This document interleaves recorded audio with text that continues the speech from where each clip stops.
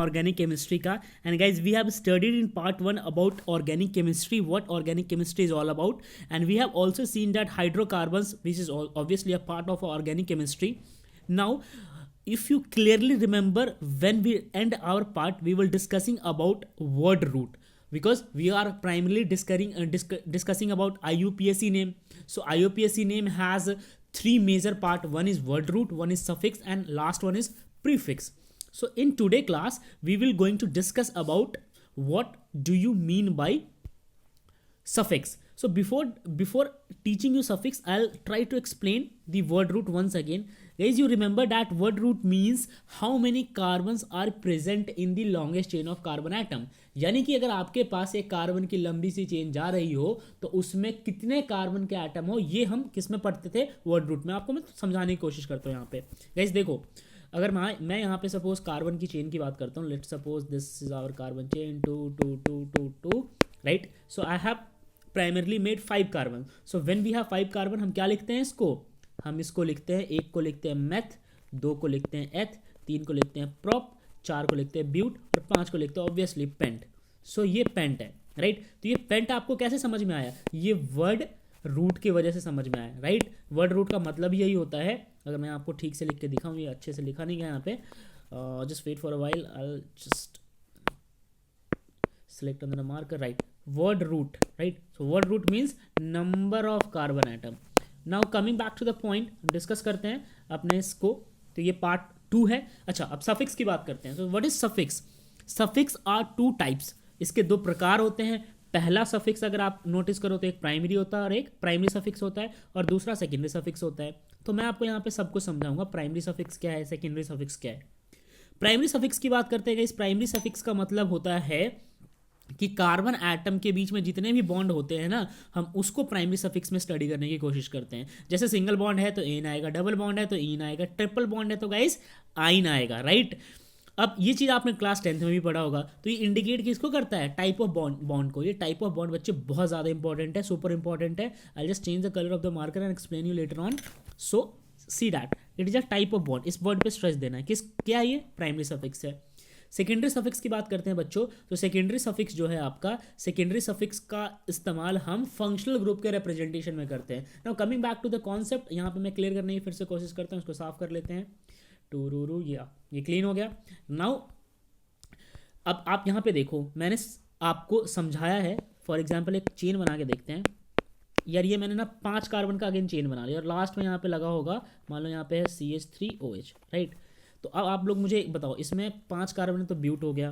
अब क्योंकि ये अल्कोहल फैमिली से बिलोंग करता है, राइट. किससे बिलोंग करता है, अल्कोहल फैमिली से बिलोंग करता है. Alcohol is nothing but your functional group, right. पर आपको नोटिस करना है कि यार सब जगह क्या है, सिंगल बॉन्ड है. तो 2 चीज़ें नोटिस करनी है. एक तो आपको सिंगल बॉन्ड नोटिस करना है, ठीक है, और सेकेंड चीज़ आपको नोटिस करना है फंक्शनल ग्रुप, राइट. तो आपने सिंगल बॉन्ड नोटिस कर लिया और फंक्शनल ग्रुप नोटिस कर लिया. अब सिंगल बॉन्ड जो होता है ना बच्चों, ठीक है, यहाँ पे फिर से अच्छे से लिखता हूँ. जो आपका सिंगल बॉन्ड है, ये सिंगल बॉन्ड होता है आपका प्राइमरी सफिक्स, और प्राइमरी सफिक्स. और जो आपका फंक्शनल ग्रुप है, ये जो होता है फंक्शनल ग्रुप, ये होता है आपका सेकेंडरी सफिक्स, ठीक है. तो ये चीज़ भी आप समझ गए. अब आगे आते हैं अपने स्लाइड्स पे वापस. ओके, आगे बढ़ते हैं और प्रीफिक्स की बात करते हैं बच्चों. ये प्रीफिक्स क्या होता है. Prefix is a part of IUPAC name which appears before the word root. यानी कि वर्ड रूट से भी पहले अगर कुछ अपीयर हो. वर्ड रूट मतलब कितने कार्बन है. अब यहीं पे मैं आपको एग्जांपल देता हूँ, ठीक है. लेट सपोज C और C, यहाँ पे 3 कार्बन है, राइट, और यहाँ पे लिखा होगा OH, ठीक है. तो 3 कार्बन है. तो अगर मैं बात करूँ यहाँ पे वर्ड रूट क्या होगा, तो 3 कार्बन के लिए वर्ड रूट आप सबको पता है, पेंट होता है, ठीक है, सॉरी प्रॉप होता है. तो यहाँ पे मैं इस्तेमाल करता हूँ प्रॉप का, ठीक है. अब प्रॉप जो है वो तो वर्ड रूट है, मगर प्रीफिक्स वर्ड रूट से भी पहले आएगा. तो क्या आना चाहिए, जैसा इसका नेचर होता है वही आएगा. अब इसका नेचर यहाँ पे आपको स्ट्रेट चेन दिख रहा है तो कोई नेचर नहीं है, मगर सपोज ये साइक्लिक होता तो यहाँ पे आ जाता साइक्लो. क्या आ जाता बच्चों, साइक्लो. तो ये जो साइक्लो है ना, यही आपका यहाँ पे प्रीफिक्स है, ठीक है. तो डिपेंड करता है, जब कार्बन अगर मतलब आपके पास चेन में अगर साइक्लो या फिर कुछ स्पेशल टाइप का चेन है, तभी आप प्रीफिक्स का इस्तेमाल करते हो. हर बार प्रीफिक्स इस्तेमाल नहीं होता. अब अगेन हम बात करते हैं यहाँ पे कि प्रीफिक्स के कितने टाइप्स होते हैं. तो प्रीफिक्स के टाइप्स की बात करते हैं. इसके भी 2 टाइप्स होते हैं, प्राइमरी और सेकेंडरी. अच्छा, प्राइमरी की कि जब हम बात करेंगे तो एग्जाम्पल आता है प्राइमरी में, जैसे साइक्लो, जो आपको मैंने अभी समझाया है, ये डिफ्रेंशिएट करता है बाकी कंपाउंड को साइक्लिक कंपाउंड से। तो यहाँ पे देखो मेरे पास कार्बन की एक चेन चलती आ रही है, मगर जो फर्स्ट कार्बन है वो कनेक्टेड है सेकेंड थर्ड, यानी कि थर्ड से फर्स्ट वापस से कनेक्ट हो गया, तो ये साइक्लिक स्ट्रक्चर बन गया। तो इसका नाम देंगे, क्योंकि 3 कार्बन है तो यहाँ पे प्रॉप आ जाएगा, और कनेक्टेड सब आपस में है तो ये साइक्लो हो जाएगा, राइट गाइस। तो ये प्रीफिक्स हो गया, साइक्लो यहाँ पे क्या हो गया, प्रीफिक्स हो गया, और प्रॉप क्या हो गया, वर्ड रूट हो गया। तो वर्ड रूट क्लियर हो गया, प्रीफिक्स क्लियर हो गया, ठीक है। अब आगे बढ़ते हैं। अब सेकेंडरी प्रीफिक्स की बात करते हैं बच्चों। सेकेंडरी प्रीफिक्स का मतलब होता है कि कुछ ऐसे फंक्शनल ग्रुप होते हैं जिनको हम कंसीडर करते हैं सब्सटीट्यूट के तौर पे। देखो बहुत इंपॉर्टेंट है ये चीज़ समझना। मान लो कि मेरे पास यहाँ पे है सी कार्बन, कार्बन, कार्बन, कार्बन, और इस कार्बन के ऊपर तो लगा है अल्कोहल, मगर इस कार्बन के ऊपर लगा है, लेट सपोज कुछ भी लगा लो, क्लोरीन लगा लो, ठीक है, इसके यहाँ पे लगा है क्लोरीन। तो देखो बच्चों, क्लोरीन भी एक फंक्शनल ग्रुप है, और OH यानी कि हाइड्रोक्सी, ये हाइड्रोक्सी से बिलोंग करता है, ये भी एक फंक्शनल ग्रुप है। सवाल ये है कि भाई आप प्रायोरिटी किसको दोगे, लॉन्गेस्ट चेन में इसको काउंट करोगे कि इसको काउंट करोगे, क्योंकि लॉन्गेस्ट चेन की कंसिडरेशन जो होती है ना वो फंक्शनल ग्रुप को देख के होती है। तो अब इसमें ऑर्डर आ जाता है। अब ये सारी चीज़ हम डिटेल में पढ़ेंगे कि किसका ऑर्डर क्या इंपॉर्टेंट है, ठीक है, कि भाई ये पहले आएगा, ये पहले आएगा। तो मान लो कि OH जो है यानी कि हाइड्रोक्सी ग्रुप, उसकी इंपॉर्टेंस ज़्यादा है, तो यार इस चेन को आप कंसिडर करोगे, तो ये तो सब्सटीट्यूट बन गया ना। तो फंक्शनल ग्रुप होने के बाद भी क्या बन गया, सब्सटीट्यूट बन गया। तो इसी को हम कहते हैं सेकेंडरी प्रीफिक्स। इसको हम क्या कहते हैं, secondary prefix. Some functional group are consider as substitute and denoted by secondary prefix, ठीक है। यहाँ पे एग्जांपल जैसे फ्लोरीन है, अगर फ्लोरीन जो है वो लॉन्गेस्ट चेन में काउंट नहीं हो रहा तो आप उसको फ्लोरो बोलोगे। क्लोरीन लॉन्गेस्ट चेन में काउंट नहीं हो रहा तो उसको क्लोरो बोलोगे। अगर काउंट हो जाता है तब तो आप उसका पूरा वही नाम डाल देते हो, ठीक है, मगर नहीं काउंट होता तो आप वही सेकेंडरी प्रीफिक्स के तौर पे उसको इस्तेमाल कर लेते हो, ठीक है गाइस। यहाँ पे सबके नाम दिए हुए, जैसे NO है उसे नाइट्रो दिया हुआ है, NO2 है, और सॉरी NO है तो इसे नाइट्रोसो बोलते हैं, NO2 है तो इसे नाइट्रो बोलते हैं, CH3 इसे मिथाइल बोलते हैं। अब आगे बढ़ते हैं बच्चों। अब हम बात करते हैं naming of compound containing functional group. अब फंक्शनल ग्रुप अगर कंटेन कर रहा है कोई कंपाउंड तो उसकी नेमिंग कैसे करोगे, सबसे अवेटेड टॉपिक यही है। बहुत सारे क्वेश्चंस लगाएंगे गाइज इसके ऊपर, बट अभी तो आपको इसके कॉन्सेप्ट को समझना है। तो आ जाओ टॉपिक पे वापस। The longest chain of carbon atom containing the functional group is numbered in such a manner that functional group is attached to the carbon atom possessing lowest possible number in the chain. Yes, जो functional group longest chain में connected होता है, आपकी कोशिश होती है कि उसको सबसे कम नंबर दो। अब जैसे यहाँ पे मैं समझाने की कोशिश करूँ तो आप यहाँ पे देखना, मान लो कि मेरे पास ये कार्बन है, लेट सपोज मेरे पास ये कार्बन है, ठीक है, फिर एक और कार्बन है, फिर एक और कार्बन है, फिर एक और कार्बन है, इस कार्बन पे OH डाल देते हैं, ठीक है, यहाँ पे कार्बन है, यहाँ पे कार्बन है। अब वैसे अगर लॉन्गेस्ट चेन देखा जाए तो किसी को लगेगा यार ये पूरी ना एक लॉन्गेस्ट चेन है, राइट, ये पूरी की पूरी क्या है, लॉन्गेस्ट चेन है, मगर यार इस लॉन्गेस्ट चेन में तो कहीं भी फंक्शनल ग्रुप नहीं है ना, तो मुझे ये यहाँ पे जाना पड़ेगा, ये फिलहाल मेरे लिए लॉन्गेस्ट चेन हो जाएगा, क्योंकि फंक्शनल ग्रुप की प्रायोरिटी बहुत इंपॉर्टेंट हो जाती है, ठीक है। अगर मैं इसको ले लूँगा ना बच्चों तो 1 2 3, ठीक है, ये फंक्शनल ग्रुप थर्ड पोजीशन पे आएगा, ठीक है, और इधर से लेंगे तो 1 2 3, ये फोर्थ पोजीशन पे आएगा। मगर अगर इसको मैं लॉन्गेस्ट चेन कंसीडर करता हूँ तो फंक्शनल ग्रुप फर्स्ट पोजीशन पे आ जाएगा। यानी कि फर्स्ट पोजीशन पे आने का मतलब क्या है, फर्स्ट पोजीशन पे आने का मतलब है उसको उसको मोस्ट प्रायोरिटी मिल रही है, और वही तो उसे चाहिए, मोस्ट प्रायोरिटी चाहिए, यानी कि लीस्ट नंबर चाहिए, और ये 1 से छोटा क्या हो सकता है। तो आप लोग समझ गए होंगे कि ये चेन नहीं काउंट करेंगे, हम काउंट क्या करेंगे, यहाँ पे हम काउंट करेंगे ये वाला चेन, राइट, ये वाला चेन हम काउंट करेंगे, क्योंकि इसमें इसको फर्स्ट पोजीशन मिल रहा है। तो ये चीज़ बता रखा था। अब आगे बढ़ते हैं। Okay, now in case of polyfunctional compound, one of the functional group is selected as principal functional group and compound is named on the basis, right। अब मान लो कि polyfunctional है, जो कि मैं आपको डिस्कस कर रहा था। polyfunctional का मतलब क्या होता है कि एक साथ 2 फंक्शनल ग्रुप आ जाए, ठीक है। तो पहले इसको समझते हैं polyfunctional को, ठीक है, polyfunctional, ठीक है, तो यहाँ पे मैंने लिख दिया polyfunctional। polyfunctional का मतलब होता है 2 फंक्शनल ग्रुप, 2 फंक्शनल ग्रुप, एक साथ 2 फंक्शनल ग्रुप अगर प्रेजेंट होंगे तो उसी को हम कहेंगे पॉलीफंक्शनल, ठीक है बच्चों। तो अब कब कब एक साथ 2 फंक्शनल ग्रुप हो सकते हैं, फॉर एग्जांपल यार यहाँ पे है carbon carbon carbon carbon carbon, यहाँ पे वही वापस OH, this is my favourite group, ठीक है, कार्बन कार्बन। अच्छा यहाँ पे हो सकता है COOH आ जाए आपके पास, ठीक है। तो यार इसको जब कंसिडर करोगे आप, तो यहाँ पे आपको एक ये फंक्शनल ग्रुप दिख रहा है, एक ये फंक्शनल ग्रुप दिख रहा है, ठीक है। अब आपके पास दुविधा हो जाएगी कि यार इसको मैं लॉन्गेस्ट चेन में कंसिडर करूँ या इसको करूँ, ठीक है। तो आपको प्रायोरिटी देखनी पड़ती है कि यार ये ज़्यादा बड़ा है या ये ज़्यादा बड़ा है। आपको कैसे पता चलेगा कि कौन सा फंक्शनल ग्रुप ज़्यादा बड़ा है? तो यार इनके ना ऑर्डर्स होते हैं, ठीक है, वो ऑर्डर भी मैं आपको सिखाऊंगा। फिलहाल के लिए बता देता हूँ, COOH, ठीक है, COOH जो है वो आपका कार्बोक्सिलिक एसिड में काउंट होता है, राइट। तो ये ज़्यादा बड़ा है एज़ कम्पेयर टू एल्कोहल, तो आप इसको लॉन्गेस्ट चेन में लोगे, ठीक है। तो जब आप इसको लॉन्गेस्ट चेन में कंसिडर करोगे बच्चों, तो ये जो चीज़ है ये आपका आ गया लॉन्गेस्ट चेन के अंदर, ठीक है। अच्छा, एक और इंपॉर्टेंट बात कि जो फंक्शनल ग्रुप का कार्बन होता है वो भी काउंट किया जाता है, ठीक है। तो अब काउंट करो, 1 2 3 4 5 6 7, 7 यहाँ पे कार्बन है, राइट। तो जो 7 कार्बन का मतलब क्या हो गया? Word root. वर्ड रूट कितने हो गए यहाँ पे बच्चों?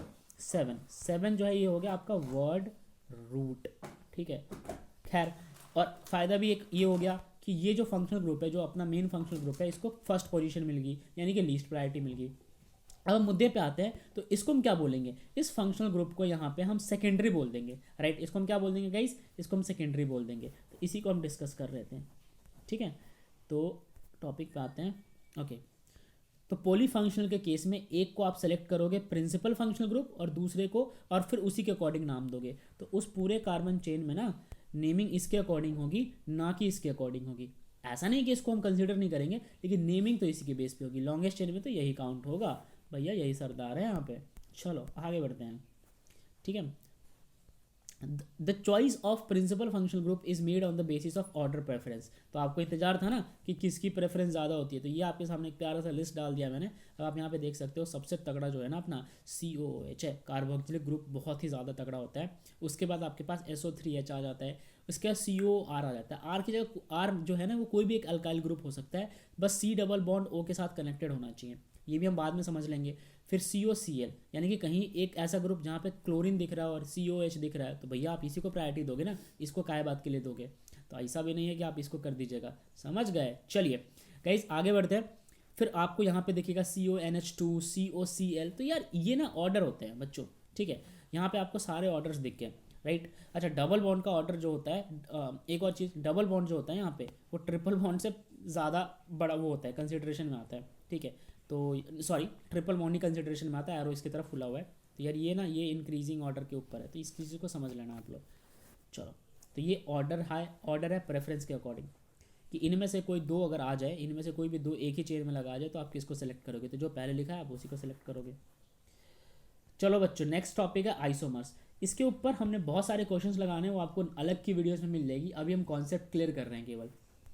तो आइसोमर्स की बात करते हैं। अगर आपको समझ आ रहा है तो वीडियो को लाइक कर देना। अब आइसोमर्स की हम बात करते हैं। अच्छा, isomerism, what is isomerism? First of all, isomerism का मतलब होता है, हर बार एक ही चीज़ होता है कि भाई एक कोई कॉन्सेप्ट है, ठीक है। सपोज करो कि कोई भी चीज़ है जिसके मल्टीपल स्ट्रक्चर बन सकते हैं। आइसोमेरिज्म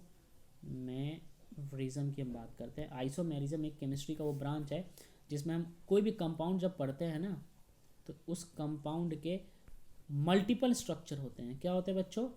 मल्टीपल स्ट्रक्चर होते हैं, राइट। अब मल्टीपल स्ट्रक्चर, इसका मतलब ये नहीं होना चाहिए कि उसके बार बार फॉर्मूले बदलने चाहिए। फॉर्मूला हर एक स्ट्रक्चर में सेम अप्लाई होगा।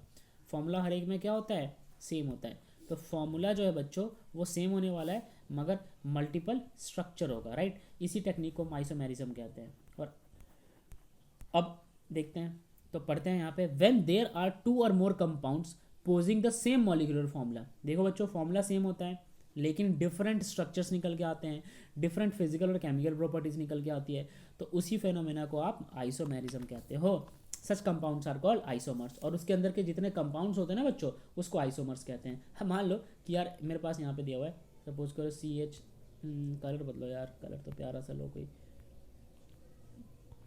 ओके।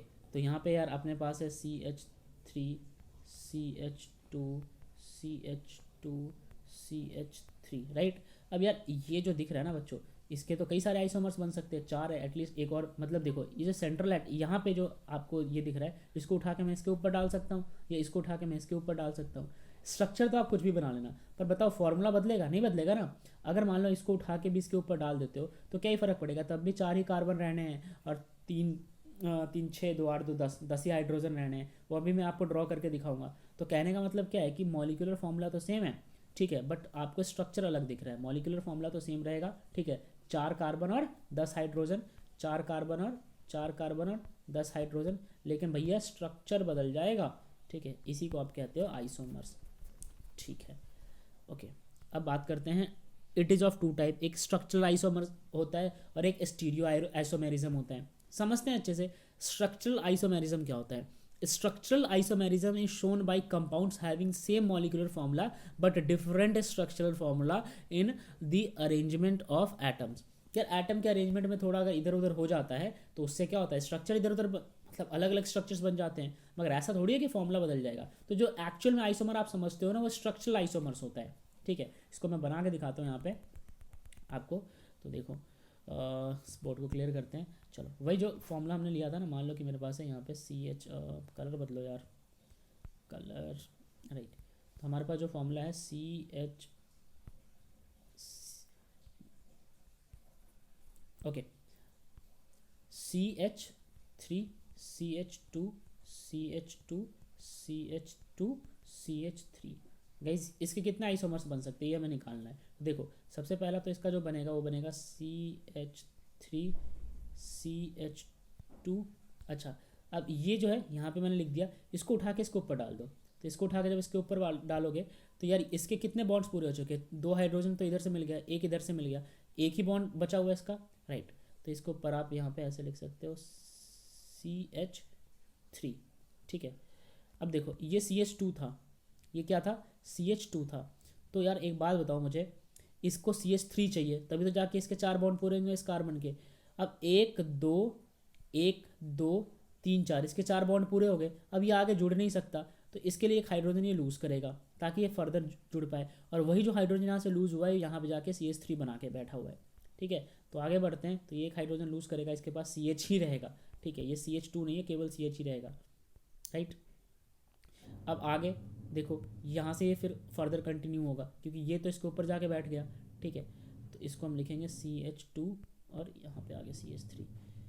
एक स्ट्रक्चर ये बन गया, दूसरा स्ट्रक्चर अपना बनेगा, तीसरा अपना बनेगा। तुम्हें पता है किस तरीके से बनाना है। तो बच्चों जो ये अलग अलग स्ट्रक्चर्स बन गया है ना, इन स्ट्रक्चर्स को कहते हैं आइसोमर्स। इनको क्या कहते हैं, आइसोमर। आइसोमर 1 हो गया, आइसोमर 2 हो गया, और इस पूरे टेक्निक को कहते हैं आइसोमेरिज्म। इस पूरे टेक्निक को कहते हैं आइसोमेरिज्म। तो इसी में से जो पहला आपने पढ़ा था स्ट्रक्चरल आइसोमेरिज्म पढ़ा था। ओके बच्चों आगे बढ़ते हैं, और ओके सेकेंड है स्टीरियो आइसोमेरिज्म। स्टीरियो आइसोमेरिज्म का क्या मतलब होता है, when isomerism is caused by different arrangement of atom or group in space, the phenomena is called stereoisomerism. यानी कि एक ऐसा आइसोमेरिज्म जब अलग अलग प्रकार के अरेंजमेंट होने लग जाए एटम्स और ग्रुप के, मतलब कभी तो कोई और एटम आ रहा है, कभी मान लो कि ऑक्सीजन आ रहा है, कभी मान लो कि एल्डिहाइड आ रहा है, कभी कीटोन आ रहा है। तो इस जब ऐसी कंडीशन आ जाती है तो ऐसे को हम कहते हैं स्ट्रक्चरल आइसोमेरिज्म। अब यार स्ट्रक्चरल आइसोमेरिज्म को और भी डिटेल में नेक्स्ट क्लास में पढ़ेंगे, तब तक के लिए सिया।